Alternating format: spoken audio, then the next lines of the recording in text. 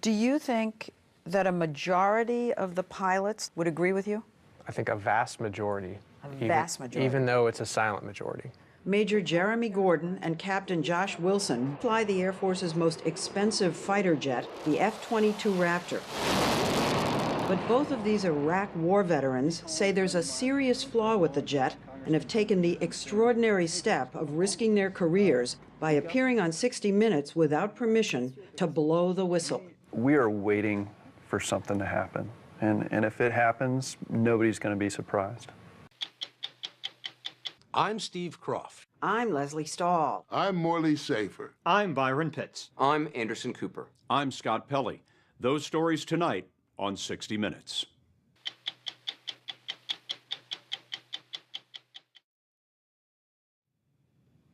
The shiniest jewel in the Air Force is its F-22 Raptor, a sleek stealth fighter jet that the Pentagon says can outgun and outmaneuver any combat plane anywhere in the world. But for all its prowess, the Raptor has yet to be used in combat. It was designed to go up against an enemy with a sophisticated Air Force, which means it sat on the sidelines during the wars in Iraq and Afghanistan, leaving its 200 pilots to fly mainly training missions. But the Raptor, the most expensive fighter jet ever, has been plagued by a mysterious flaw that causes its pilots to become disoriented while at the controls from a lack of oxygen. Tonight you will hear from two of them who have come to believe the jet is endangering their lives and those of the people in communities they fly over. They are so concerned, they have taken the extraordinary step of risking their careers by appearing on 60 Minutes in uniform and without permission to blow the whistle on a plane they love to fly. When you hear about the F-22, it's always in superlatives. The newest, fastest, stealthiest, highest flying, most gravity-defying, enemy-killing combat machine in the sky. It's invincible, is the bottom line. Its pilots are highly trained and competitively chosen, the elite jet jockeys of the Air Force. I firmly believe in the aircraft. Major Jeremy Gordon and Captain Josh Wilson are with the Virginia Air National Guard based at Langley Air Force Base near Norfolk. They're two of only 200 pilots qualified to fly the F-22. Its ability to go up and put lethal force where we need it, it is absolutely unmatched. Josh has been flying it for 2 years, Jeremy for 6. What makes it unique when you're flying it? The ability to know what's going on all the way around you all the time. It is just a phenomenal, phenomenal machine. Both flew combat missions in the Iraq War. Major Gordon was awarded the Air Force's highest honor for heroism, the Distinguished Flying Cross. In Air Force evaluations, he was called, quote, a superstar, flawless. Captain Wilson was called a superb officer with intense warrior spirit. It was a, kind of a surreal experience. Josh says that during a routine F-22 training mission in February 2011, he suddenly realized he was losing control. Several times during the flight, I had to really concentrate, immense concentration on just doing simple tasks. And our training tells you if you suspect something's probably going on, go ahead and pull your emergency oxygen and come back home. When I did make that decision to pull the emergency oxygen ring, I couldn't find it. I couldn't remember, what part of the aircraft it was in. So this emergency ring was exactly where it should have been, and you just couldn't figure it out. I couldn't figure it. I did not know where it was. The Air Force says Josh's extreme disorientation resembled a condition called hypoxia, or oxygen deprivation. In training, pilots in that state can have trouble even identifying a playing card. Four spades right now. The onset of this is insidious. Some pilots will go the entire mission, land, and not know anything went wrong. There was a publicly announced incident of a jet in Alaska hitting a tree, and the pilot was not aware that he ran into a tree. He didn't know he hit a tree? That's correct. Having coordination issues. After Josh's incident, his symptoms were so severe, the Air Force sent him to a hyperbaric chamber. Hyperbaric, like the Benz. This is the first time we've heard that pilots are going into hyperbaric chambers. We've had several. Even pilots who never had a physiological incident in the air had problems on the ground in the days after they fly the plane. Amongst F-22 pilots, there's a term called the Raptor cough. The Raptor cough. In a room full of F-22 pilots, the vast majority will be coughing a lot of the times. Other things, laying down for bed at night after flying and getting just the spinning room feeling, dizziness, tumbling, vertigo kind of stuff. I had heard that other pilots, because of their fears of crashing from their own vertigo, whatever, that they're taking out additional life insurance policies. They are, yeah, absolutely. We are waiting for something to happen. And if it happens, nobody's going to be surprised. I think it's a matter of time. After a rash of similar hypoxia incidents, the Air Force took the radical step of grounding the entire F-22 fleet in May of 2011. The Pentagon revealed there had been 14 of these events in the previous 3 years, a rate described by its own scientific advisory board as unusually high and unacceptable. We've got two theories with the jet right now. On the one hand, we're not getting the quality or the quantity of oxygen that we need. On the other hand, they're thinking contaminants. Somehow we're not getting what we need, or we're getting poisoned. The Air Force launched an investigation that focused on the plane's onboard oxygen generating system, or OBOGS, which takes air from outside the jet, passes it through the engine and through a chemical process to produce a concentrated oxygen that the pilots breathe. But with the investigation still underway, the Air Force put the plane back in the air last September, even though, as Chief of Staff General Norton Schwartz told Congress, they still didn't know what was wrong. We have been unable to identify a single engineering fault. They didn't find the problem. They didn't find the cause, they didn't fix it, and they've sent the plane back up. And we were eager to go.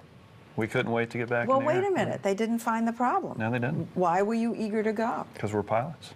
The Air Force justified the decision by giving pilots 2 new items to wear while flying, which were put on display at a recent news briefing. This is a pulse oximeter. Major General Charles Lyon is Director of Operations at the Air Force Air Combat Command. The pilots fly with these. They're right on their arm. They look at them, and they check them. And if there's any indication of an abnormal oxygen rate, we terminate the flight. The second was a charcoal filter designed to block contaminants the pilots might be breathing and collect them for analysis. But less than a month after the planes began to fly again, another pilot suffered hypoxia. This was you. You had the first incident, right, in October? Yeah, it was actually me and my wingman both had incidents on the same sortie. Jeremy's jet was torn apart and analyzed, but there was no smoking gun. Pilots were told to keep flying so the Air Force could gather more data. Here's an email that we have seen from one of your fellow pilots. I feel I'm in the most expensive group of lab monkeys ever assembled. I haven't seen that one. You feel like a lab monkey? We have been told that we're data collectors. Our job right now is to go out and collect data. After Jeremy's, the incidents seemed to escalate in number, or pilots reported more often. The count is now 11 in the 7 months since the grounding ended. Does that sound like a lot to you or not? It's an astronomical occurrence rate that this is totally just me in ballpark, but probably unprecedented in flying. That many physiological incidents in that amount of time of the same type in the same aircraft.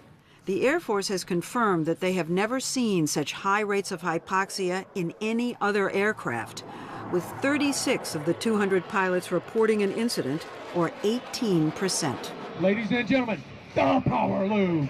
On Monday, the Air Force invited us to an F-22 media event at Langley Air Force Base and admitted that even after calling in NASA and the Navy's Deep Divers Unit to help, the root cause of the pilot's hypoxia remains a mystery.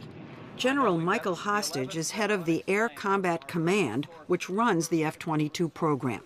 Is there any consideration now in the Air Force to ground the plane again to find out what's going on? At this point, no. I don't see a reason to stand the airplane down. But General, the cases still come. Do you have a feeling that the pilots are getting concerned, I know they're concerned. and yet you're going to keep flying it. Yes, ma'am. Ideally, I want that risk as low as possible.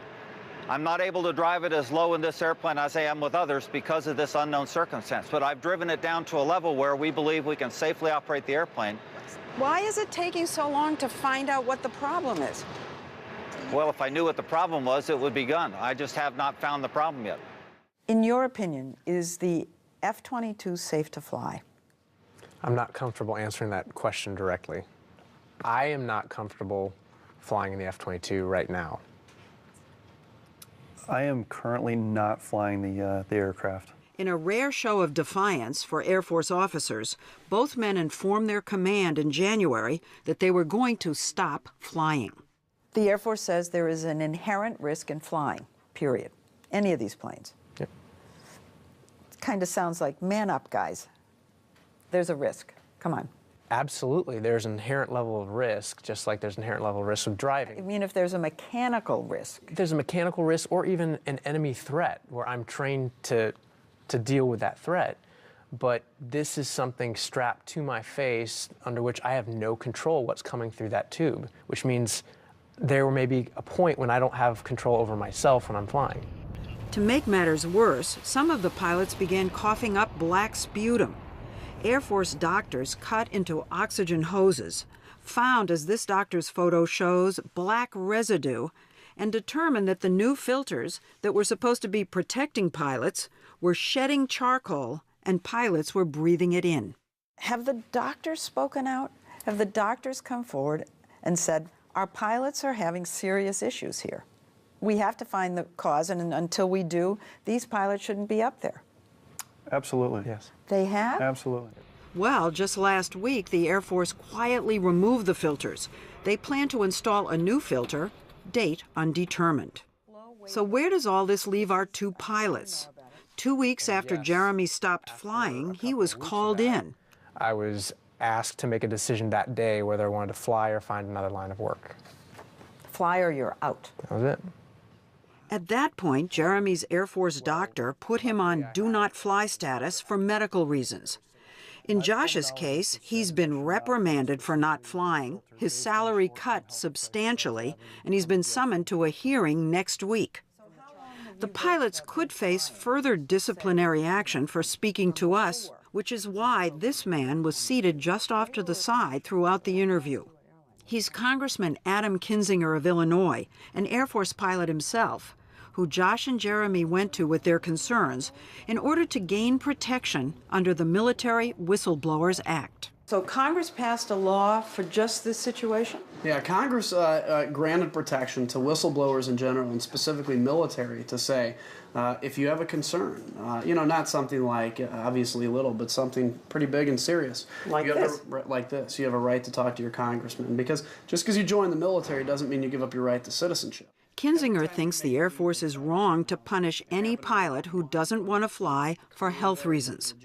And Josh and Jeremy are not the only Raptor pilots choosing to stand down. There have been squadrons that have stood down over concerns, and there's been, threat of reprisal. There's been threat of flying evaluation boards clipping our wings and doing ground jobs, and in my case, potentially getting booted out of the Air Force. So right now, there's an example being set of, hey, if you speak up about safety, you're going to be out of the organization. For the Air Force, grounding the Raptor again would be an embarrassment. Originally, the plane was touted as being more trouble-free than older fighters. Do you both want to see the Air Force ground this plane right now? I want to see the jet fixed, like a root cause identified. But do they have to ground it to find that out? I don't know. I really don't know. Do you think they should ground the plane? I think we grounded it for a reason, back a year ago. We haven't done a single thing to fix it, so I think we need to reassess why we got back into the air in the first place. Do you think that a majority of the pilots would agree with you? I think a vast majority. Vast majority. Even though it's a silent majority. Go to 60minutesovertime.com to hear why these Air Force pilots decided to speak out. Sponsored by Viagra.